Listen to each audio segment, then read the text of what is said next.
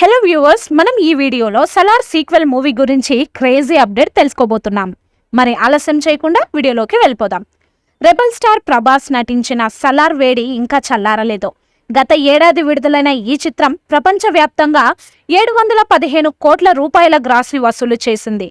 ప్రభాస్ స్టామినాను మరోసారి రుజువు చేసింది. వరుస పరాజయాలతో ఉక్కిరిబిక్కిరి అవుతున్న ప్రభాస్కు సలార్ భారీ ఊరటను ఇచ్చింది. స్టార్ డైరెక్టర్ ప్రశాంత్ నీల్ తెరకెక్కించిన ఈ మూవీ గతేడాది రిలీజ్ అయి భారీ బ్లాక్ బస్టర్ గా నిలిచింది. ప్రభాస్ ను అభిమానులు చూడాలనుకునే విధంగా ఊర మాస్ అవతార్లో చూపించాడు నీల్. దీంతో బాక్సాఫీస్ వద్ద డార్లింగ్ విధ్వంసం సృష్టించాడు.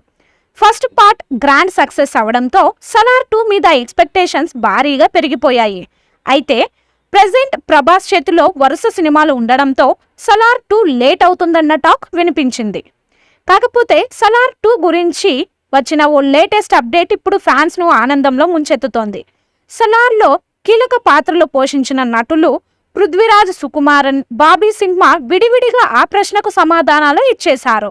సలార్ 2వ భాగం షూటింగ్ త్వరలోనే మొదలు కానుందని పృథ్వీరాజ్ అదిరిపోయే అప్డేట్ ఇచ్చాడు.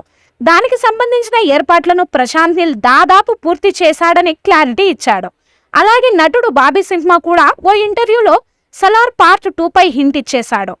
ఓ అడుగు ముందుకేసి వచ్చే నెలలో షూటింగ్ మొదలవుతుందంటూ ఫ్యాన్స్ కు స్వీట్ షాక్ ఇచ్చాడు. దీంతో ప్రభాస్ ఫ్యాన్స్ పండుగ చేసుకుంటున్నారు.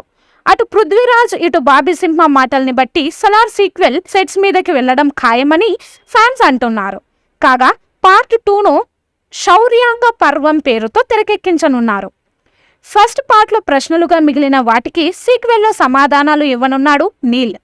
మరోవైపు మారుతి దర్శకత్వంలో రాజా సాహెబ్ కూడా ఈ ఏడాదినే రిలీజ్ చేయడానికి రెడీ అవుతున్నట్లు తెలుస్తోంది. మొత్తానికి సలార్ 2 పై వచ్చిన లేటెస్ట్ అప్డేట్ డార్లింగ్ ఫ్యాన్స్ కు మంచి కిక్ ఇస్తోంది. ఈ మూవీపై మీ అభిప్రాయాన్ని కామెంట్ బాక్స్లో తెలియజేయండి. ఈ వీడియో మీకు నచ్చితే లైక్ చేయండి, షేర్ చేయండి, కామెంట్ చేయండి.